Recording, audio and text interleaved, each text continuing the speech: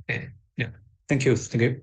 Thank you very much for the introduction. So it's my great honor to give a presentation here. So today I'm going to talk about threefold divisorial contraction to curves. And most of the part is a joint work in progress with my students, Chen Jheng-Jie in National Central University, and also with Hsin-Ku in KIAS in Korea. Okay, so let me get started.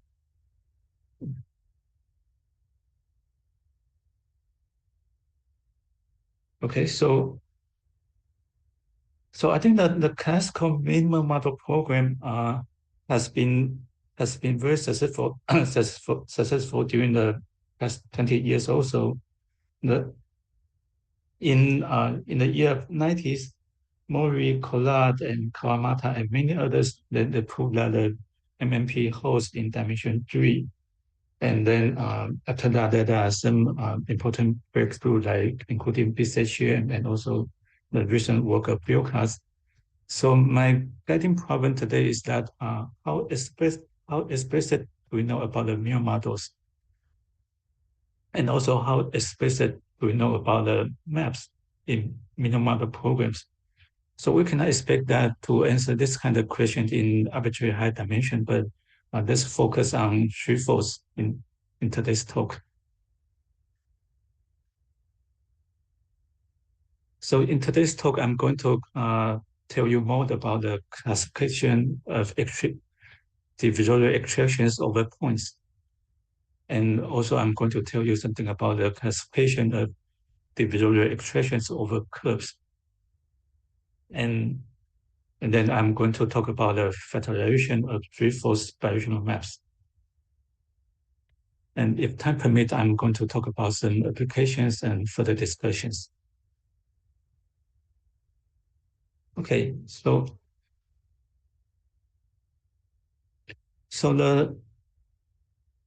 the classical mirror model program works pretty well in dimension 3. That's basically thanks to the first ingredient is the classification of three-dimensional terminal singularities.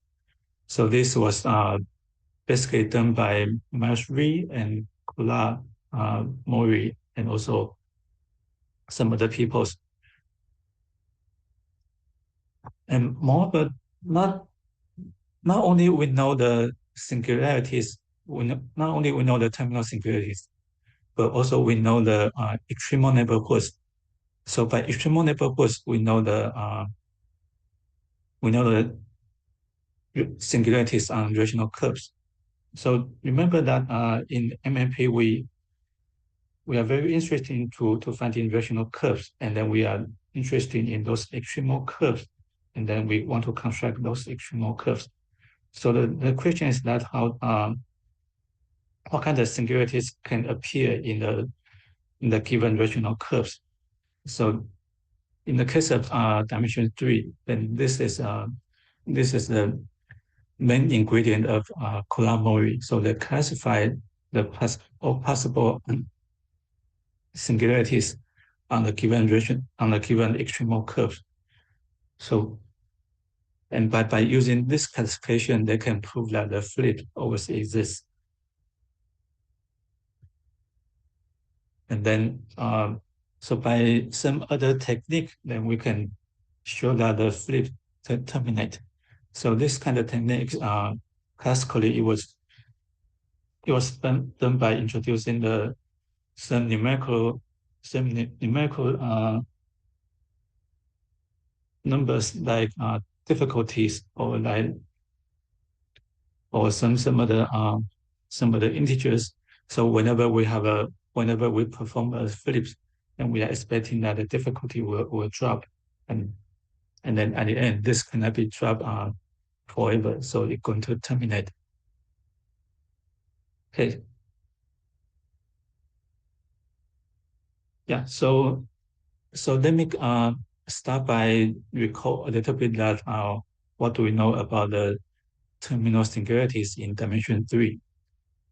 So given the three dimension, so X is now is a threefold and P is a singular point in X, a terminal single points.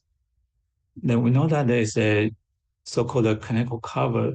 So this canonical cover are denoted pi from x tilde to x.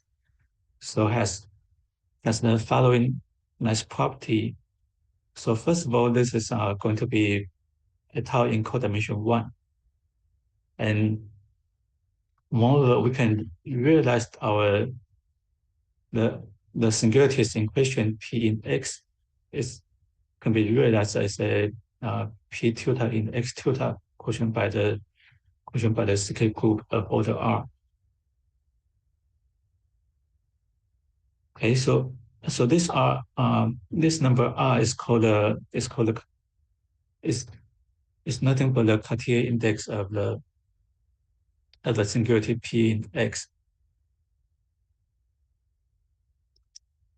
Okay, so so with this kind of technique, then one can actually actually classify all terminal singularities in dimension 3. So first of all, in the case where R equal to 1, so in the in the case where the singularity is Greenstein singularities, then this can be shown to be a so-called isolated CDV. So here CDV stands for compound Duval singularity. So the equation is given like this. So from this equation, you can see clearly why we call it compound Duval, because if you look at the initial terms, so here you see the xy plus z to the n plus 1. So this is a an singularities. So so by CA, we means that an and together with a new variable u, and then something maybe a little bit more complicated here, but the initial part is nothing but an singularity. And similarly here you see this is the n singularities here, and this is E6, E7, E8. Okay, so given a equation like this, we call it a compound Duval singularities, and we also require that this thing, this equation define an isolated singularity at the origin. Okay, so if a Greenstein terminal singularities can be classified into the isolated compound Duval singularities with equation belong to one of this. And in the case of non-Greenstein singularities, then we have some non-trivial cyclic group comes in here. So the first situation is that it might happen that we start with a simple threefold and then quotient by the cyclic group. But in this case, we also have some extra conditions. So the form the format could be 1 over R, A, R minus A, 1. So here A should be some integer that which is related to prime to R. And then so this is the case of quotient. This is the case of quotient singularity from the smooth threefolds. And it might also happen that we have a CA quotient, alternative CA quotient by 2, alternative CA quotient by 4, and CD quotient by 2, CD quotient by 3, and CE quotient by 2. Okay. So maybe one more remark you can see here is that so at the beginning it might happen that the order of group R could be arbitrary, but this only happen in the case of CA. If we look at the case of CD or CE, the equation of CD and CE that they are more complicated, so hence they impose more conditions, and therefore it's it's getting more difficult to have CD quotient by a group of high index, and similarly, even more difficult for CE to be quotient by group of high index. So in the case of CD, we have the order of group is less or equal than 3, and in the case of CE, the order of group is just 2. Okay, so these are some classical results about 20 to 30 years ago. Okay, so now let's move on. Then what can we say about the divisorial contractions? So when we say the divisorial contractions, we are thinking the proper bidirectional map from say from X to W, and then we are requiring that X and W they both have terminal singularities. And then we want to see what really happened to this bidirectional map. How detailed do we know about this map? So the first step, maybe let's start with a smooth threefolds. So suppose that we start from the smooth threefold X, and then we considering the divisorial contraction to another threefold W. Then what's going to happen? So it's known by Mori that there are only that there should be one of the following cases. So the first first possibility is that the map is nothing but the smooth blow up along the smooth curve. So says that means that W is a smooth threefolds, and then inside W there's a curve gamma, and then there's a smooth curve gamma. So we blow up this smooth curve, then we end up with a smooth threefold X. So conversely, the contraction could be this kind of blow down. Or another possibility is that the contraction is blow down to the smooth point inside the smooth threefolds. And then there's some more interesting cases. So like this case now, the map is a blow up over the ordinary double point, which the equation is given that is x squared plus y squared plus z squared plus u squared. So this is a very relatively mild singularities in. So this is an isolated hypersurface singularity in four-dimensional space.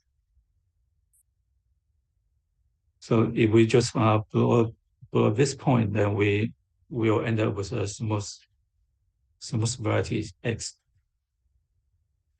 And it might also possible that we are allowed to have a little bit wilder singularities like s squared plus y squared plus z squared plus u to the cube. Okay, so the difference between 3 and 4 here is that in the case 3, the exceptional divisor is a smooth quadrix in P3. And now in the case 4, the exceptional divisor is a singular quadrix in P3. Okay, and another interesting case is that it also might happen that in downstairs there's a non-constant singularities, which is half 111 quotient singularity like this. So then if we take a weighted blow up with weight half 111, then we will end up with a smooth threefold X. And in this case, the exceptional divisor is a P2. Okay. So so this is what we know about the divisorial contraction to divisorial contraction. It will start from the smooth threefolds. But you can imagine that we cannot keep on doing this forever, because it will start from threefold with some minor singularities, then after contraction, it might produce some more singular singularities. Okay. So another way to considering this kind of directional map is we suppose the downstate to be smooth and try to see what's going to happen for this directional map. So suppose that we have a contraction from y to x, and assuming that x is smooth, then what can we say about this directional map? Then it's a result of Kawakita saying that f is a multiple with weight 1, m, and n. So where m and here are some integers related to prime. So the usual blow up is nothing but the multiple with weight 1, 1, 1. And now in general, it could be, for example, like 1, 1, 2 or 1, 1, 3, 5, something like this. But if we take a multiple with weight greater than 1, then upstate here it will produce some singularities.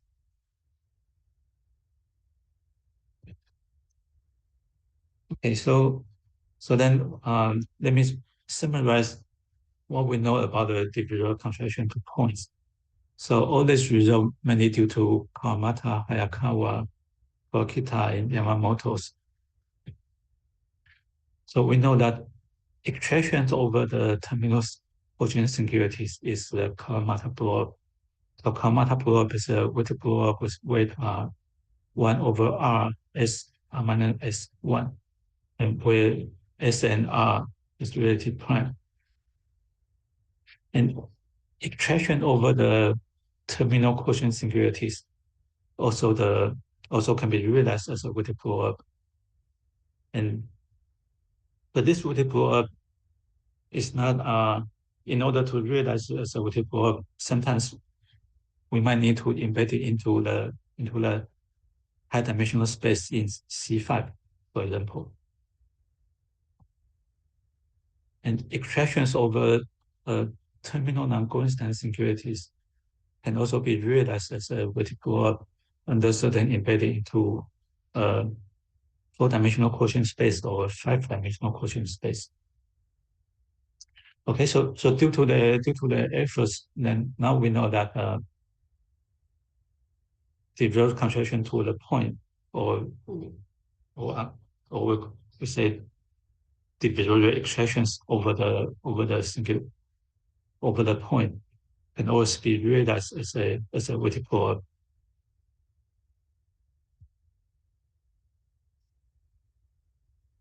Okay, and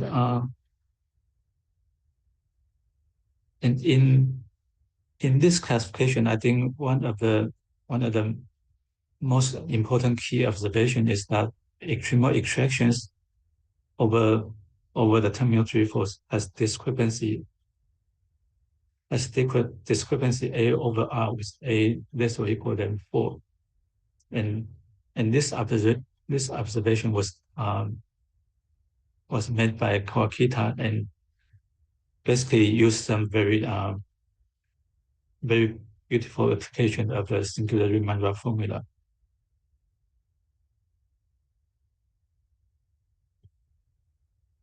Okay. So use the singular Riemann-Roch formula, then Kawakita is able to bound the discrepancies, and also use the structure of this gridded ring. So this gridded ring, considering the O of minus m times E, and we considering the push forward of this shift. So and by carefully study of the structure of this gridded ring, then it's possible to classify extractions with non-minimal discrepancies. And also, finally, one what what people need to do is we should try to find some explicit way to blow up with minimal discrepancies and determine the number denoted MV of valuations with minimal discrepancies. So, so usually we start with we fix an embedding into the four-dimensional space and realize a threefold as a hypersurface. And now fix one after fixing one embedding, then we can compute the number of variations which induce variations with minimal discrepancies.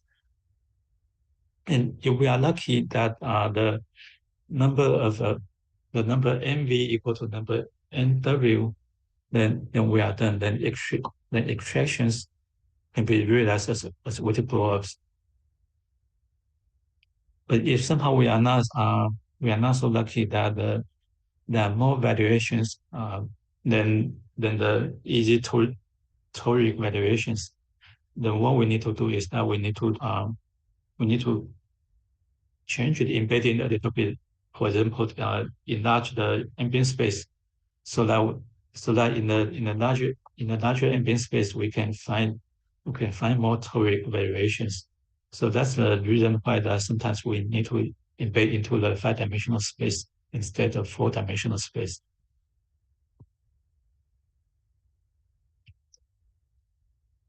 Okay, so so so so far this is basically what we know about the contraction to point.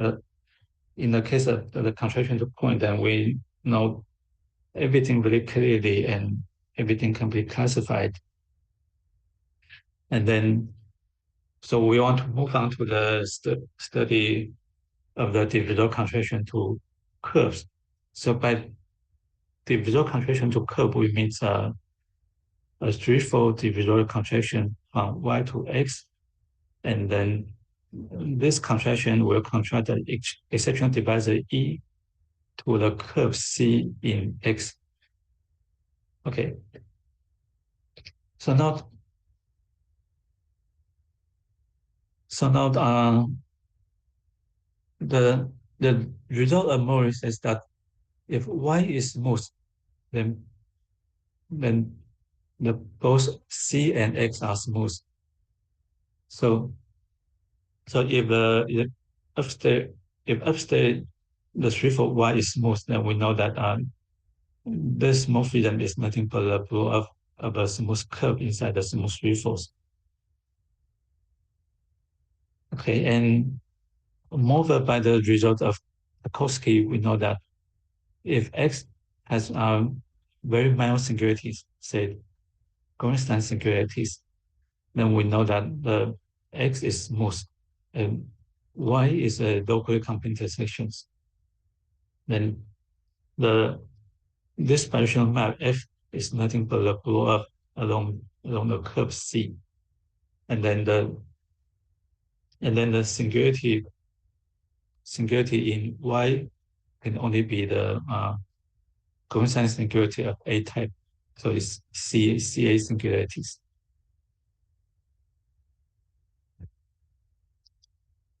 Okay. And another series of work of Zilda's, so he spent lots of effort studying divisional contraction to curves. So if C is smooth and the smooth curve passing through the singular point of X, and also suppose that the smooth curve is contained in some surface with what Duval singularities, then in this case the divisional contraction can be classified.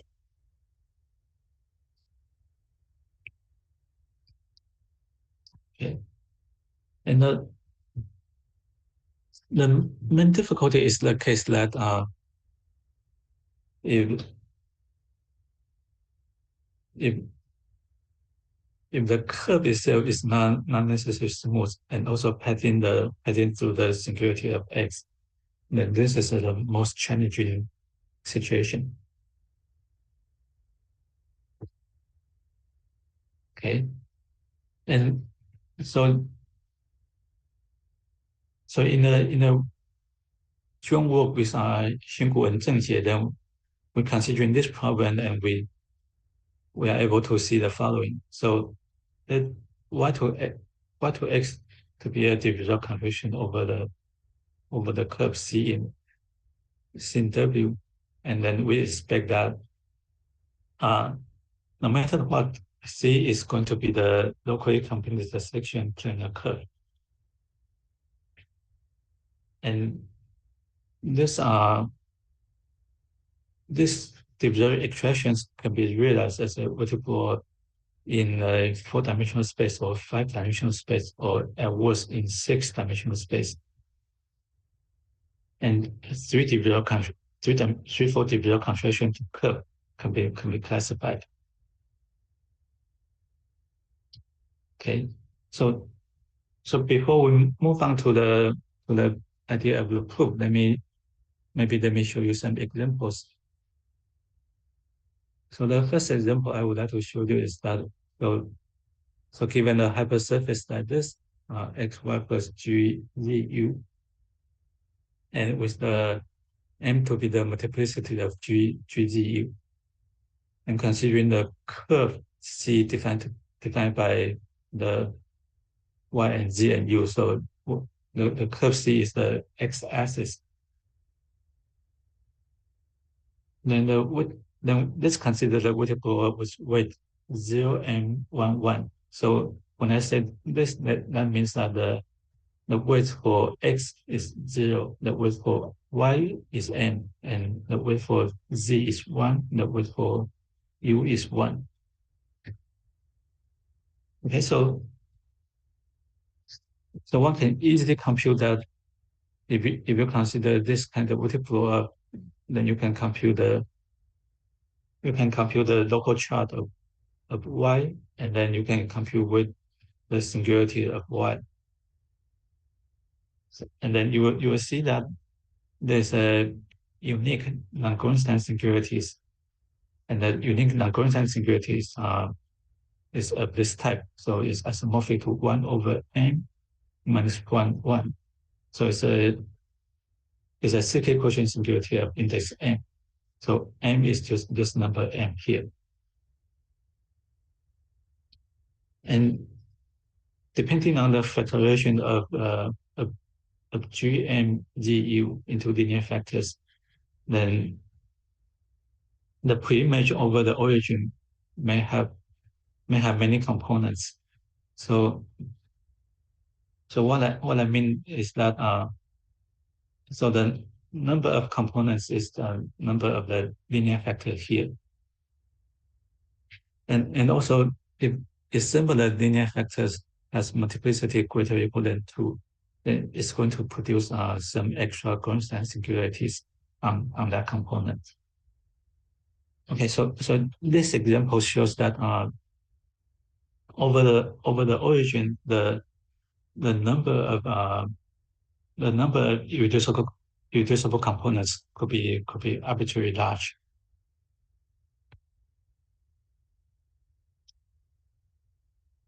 And let me show you another example. So now this one looks very similar to the previous one, but the only difference is that the part here is a little bit different. So this is given like this, and then the curve is given like this. So now this curve is a singular curve. So now in this case, what we can do is now we can introduce a new variable t equal to u squared plus s to the cube. And then we consider so now by introducing the new variable, so now we are in a five-dimensional space. So in this 5-dimensional space, we have variable x, y, z, u, and t, and let me assign weights to be 0, m, 1, 0, 1. Okay, so then similarly, one can compute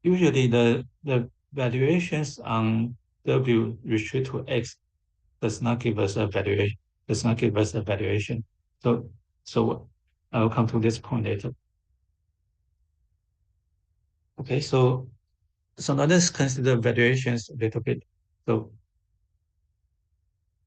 so considering the finite generated domain over the field, okay, and so suppose that we have valuation, then the valuation is characterized by the following properties. So these are some basic algebra. Okay, and with a given valuations, then is associated natural fluctuations on the ring. So so on the ring, then we can define the ideals R n. So to be the elements such that the valuation is greater or equal than n. And then this is going to give us a filtration, and this filtration satisfying Rn dot Rn is contains in Rn plus n. And conversely, if we have a filtrations, then we can reproduce the valuations by considering the Vx to be the soup of n such that x is contains in Rn. Okay, so this says that knowing the valuations is equivalent to knowing the filtration of the ring. Okay,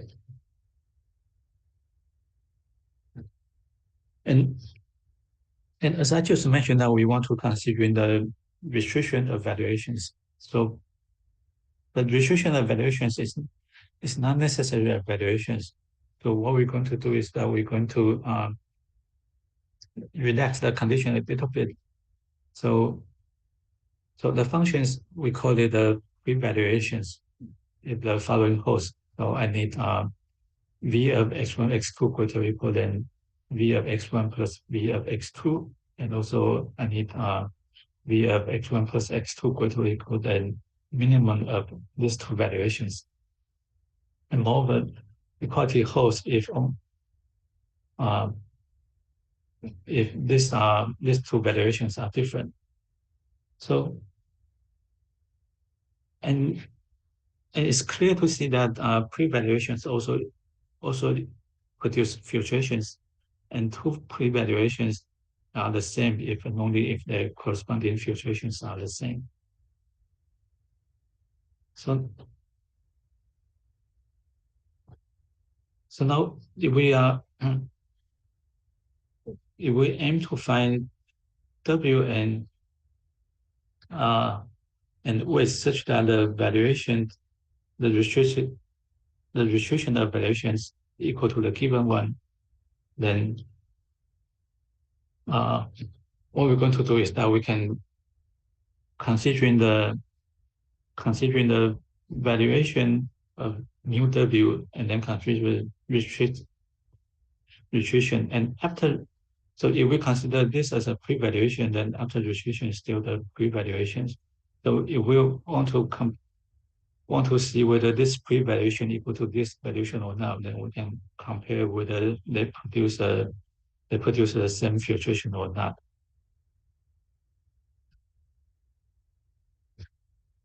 Okay, and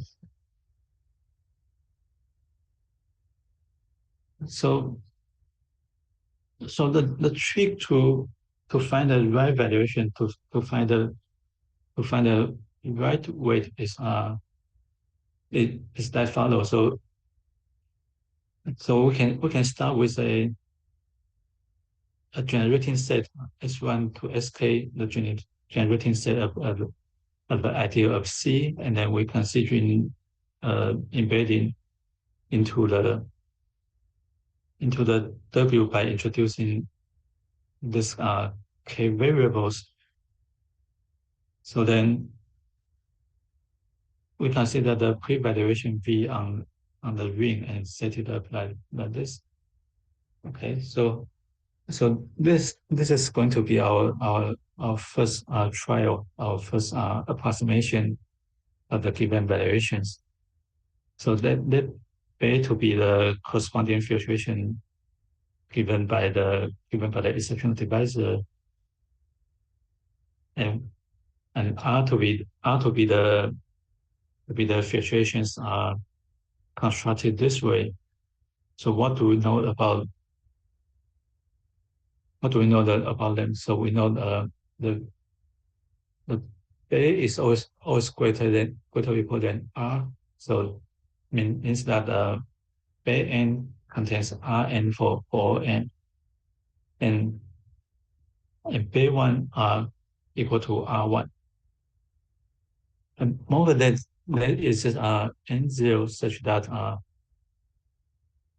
Bay I, Bay j equal to Bay n plus 1 for I plus j equal to n plus 1 for all n greater or equal than n0. So so so the condition here says that if n is large enough, then Bay n is determined by the preceding Bay 1, Bay 2 to Bay n minus 1. And so in order to realize this, then we need some geometric considerations. So consider the behavioral contraction to the curve. Then we also consider this gridded ring. So this gridded ring, we can show that this is a finitely generated gridded O algebra. And so with this proposition, then we are able to show that the corresponding filtration base satisfy this property. Okay, then what we're going to do is that we introduce we call it tilting. So by tilting, that the idea is nothing but just try to change the weight a little bit if the weight is not correct. So I might start with a filtration R and with a filtration B. So B is the given one, and R is the one producing by weighted blow up. So if this one is not equal to B, then what we're going to do is that we're going to approximate it by introducing a new variable and new weight, and then by doing this, then what we can see is that we'll end up with a filtration R plus, such that this is strictly greater than R, but still less or equal than B. Okay, so then with this property, then we can see that B can be approximated by R after finding many tiltings, and therefore the given the real contraction to curve y to x can be realized as a weighted blow by introducing new variables and into the new ambient space with new weight. Okay. Yeah. So after re-embedding into the very high dimensional ambient space. Okay, so the next step is we know that now we know that it's a weighted blow up, but the next step is we want to really classify them. So to make the classification possible, then we need the following properties. So the first thing is that C is a planar curve, and the reason is that if C is not a planar curve, then one can compute the weighted blow of X, and then one sees that the Hubble transform of X has non-isolated singularities. In fact, the image over the origin is always singular if C is not a planar curve. And another thing we will need is the spatial type of the different equation of X in the four-dimensional space. So you might notice that in the equation of the compound Duval singularities, then the equations has a multiplicity 2. And also in the case of D and E, that there are some more terms of order 3s. Then maybe let me show you quickly.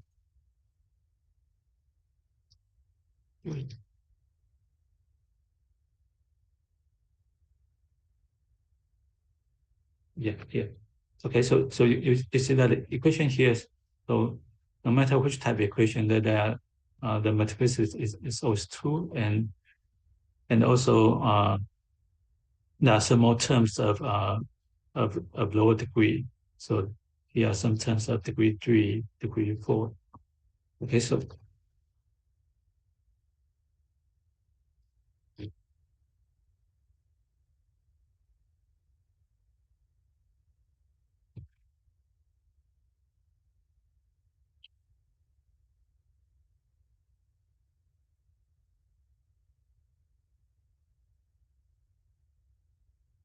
okay.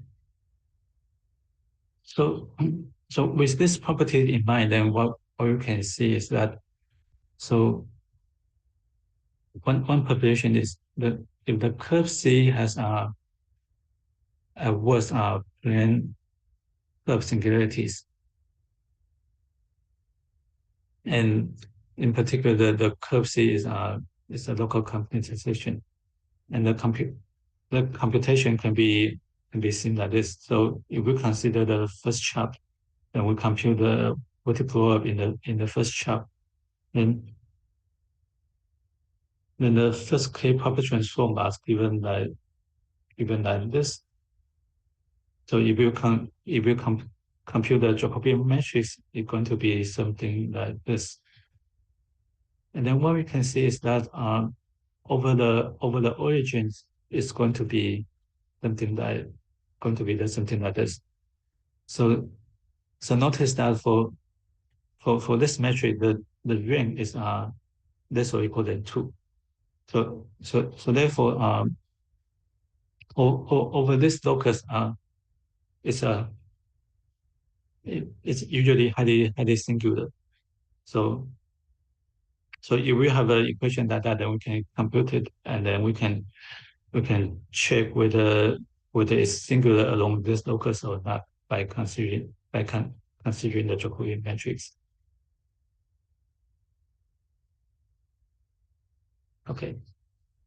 Yeah. So so that's a work in progress that we are working on, and we are now so far we were able to classify all the real contraction to curve over smooth curve and over smooth curve quotient by the Hsin-Ku, and we are hoping to complete it in the near future. Okay, and in the remaining 10 minutes, also I would like to talk about the factorizations of variational maps. So one of the results I would like to recall is that in year 2011, so a joint work with myself and Hayakawa. So we can show that for the flip or the below contraction to the curve, then we have a sequence of variational map to factorize the given complicated one. So after factorization, then each map xi plus 1 to xi is one of the following. So it could be a developed conversion over the point of index I greater or equal than 1 with minimal discrepancies. So for this kind of Bayesian map, we call it a W morphism. Or it could be the brought down to the LCI curve in a smooth locus, or it could be the flap. So this kind of fluctuation is uh, basically shows that the flip or contraction to curve can be factorized into something simpler. So contraction to point we consider it as a simpler one, and the simplest ingredient for contraction to curve is a blow up of smooth curve or maybe LCI curve in smooth threefold. And also it's possible to have some flaps. So and the way it works is the following key lemma. So considering the contraction to curve or flipping contractions, then there is the extreme contraction to the point of high index n greater than 1 with minimal discrepancy 1 over n. And then, so by considering these extractions, the relative connect. So notice that from x to w, this has relative pickup number 1, and from y to x also has relative pickup number 1. So from y to w, it has relative pickup number 2.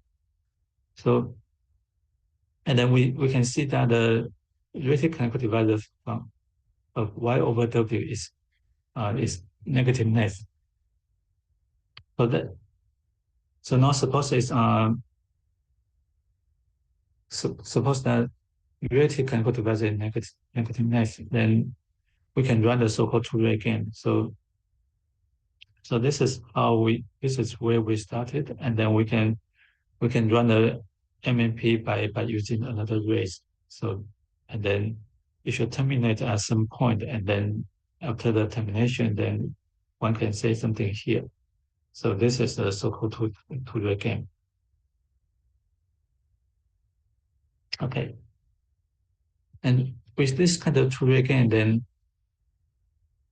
one can see something. So for example, if W has some CA singularities, then X to X plus has a factorization into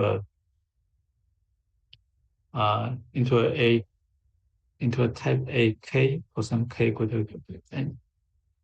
And if W has CD singularities, then the X to X plus. So when I say X to the X plus, I mean a flap. So this kind of flap can also be factorized. And if W has CE singularities, then flap can also be factorized into something simpler. So this kind of description is a recent work of Hsin-Ku, and the key ingredient is the Tudor game that are similar to what we have done before.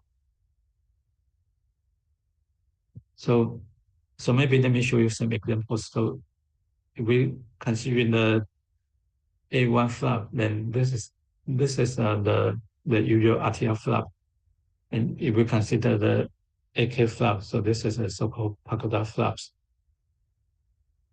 And then DK is going to be something more complicated, but in the middle it could have some DK minus 1, and or in the middle it could be some sample flap of A type. And the flap of EN is more complicated. Okay, but so let me summarize that. The history result shows that for the threefold flaps from X to X plus, then there exists a sequence of bidirectional map from X0 to Xn, such that each one is one of the following. So it could be the Divisorial extractions over the point of index R greater or equal than 1 with minimal discrepancy, or its reverse.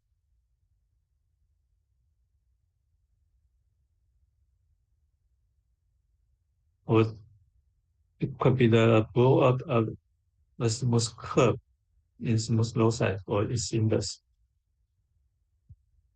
And then as a corollary, then we know that we have an explicit weak factorization of directional map among terminal Q factorial three-fourths.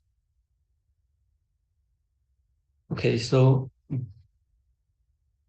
we might expect that high dimensional they might have something similar structures. So one of the results Andrea in the year 2016. So his work basically shows that in some situations it might be possible to extend the weighted blow into the high dimensional situations. And the question that we can ask is that can similar extension work in more general settings?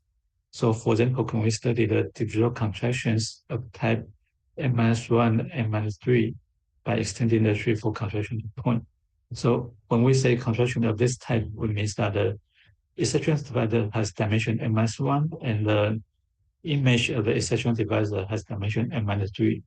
So in the case of n equal to 3, then this is a contraction from the divisor of dimension 2 into the point. And then similarly, the study the contraction type n-1, n-2 can be studied by extending the threefold develop contractions to the curves. Okay, so and then what might one might expect to compare the invariance of mirror models or compare invariance of different bidirectional models. So with the explicit width factorization of bidirectional maps, it might be possible to compare various invariants of bidirectional three-fourths. Okay, so invariant including the singularities or topological invariance, Dirac categories, Coulomb-Witten invariance, etc. And also it might be helpful to study the funnel varieties and successor programs. So we might have some explicit geometry of funnel varieties, funnel three-fourths, or maybe funnel type three-fourths. And we might also expect to have some explicit geometry of three-fourths, modifiable space, and successor programs. Okay, so I think I stop here. Thank you very much for your attention. Thank you.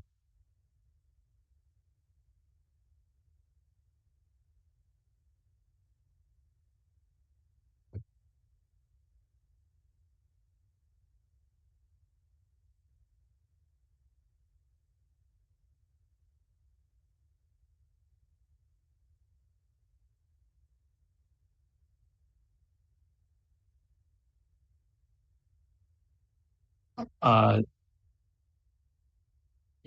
well, the case R equal to one will be easier, but for R equal to one, I think we can also do it, but still in progress. So not completed yet.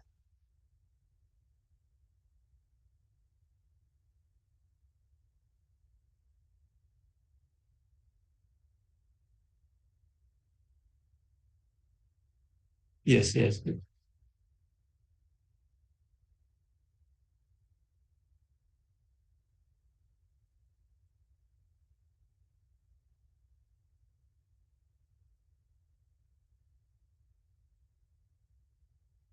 Uh, yeah. So since the plane curve, this can be proved in the case where R equal to one, and for R greater to one, then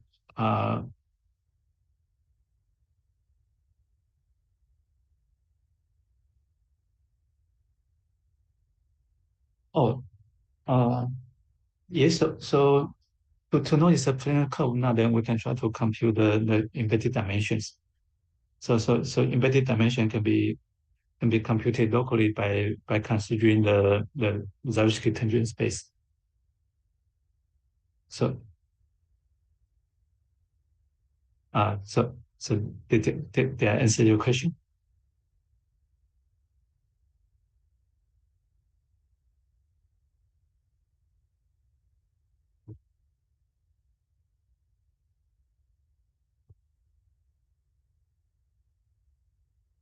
Okay, yeah, thank you very much.